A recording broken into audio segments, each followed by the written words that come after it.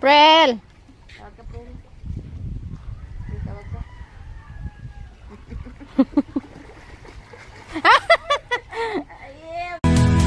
I still remember how you'd smile, the way your voice could ease my mind.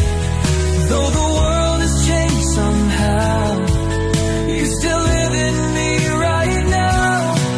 We may no longer be as one, but you will never fade away. With every breath, in every song, I still hear your name. You're forever in my heart, together in memory. I don't need to search. Ito ang babaeng hindi takot mag-isa.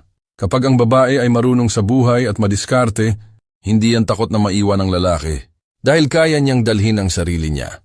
Kahit mag-isa siya, lalo na yung babae na dumaan na sa pagsubok. Kahit ilang beses pa yan umiyak at masaktan, patuloy pa rin yan sa buhay. Dahil siya ay pinapatibay ng panahon, kaya nakakabilib yung mga babae na hindi takot na harapin ang lahat kahit siya lang mag-isa. Kahit maiwan pa siya ng taong minahal niya ng sobra. Ito ang babaeng hindi takot mag-isa. Kapag ang babae ay marunong sa buhay at madiskarte, hindi yan takot na maiwan ng lalaki. Dahil kaya niyang dalhin ang sarili niya. Kahit mag-isa siya, lalo na yung babae na dumaan na sa pagsubok. Kahit ilang beses pa yan umiyak at masaktan, patuloy pa rin yan sa buhay. Dahil siya ay pinapatibay ng panahon, kaya nakakabilib yung mga babae na hindi takot na harapin ang lahat kahit siya lang mag-isa. Kahit maiwan pa siya ng taong minahal niya ng sobra.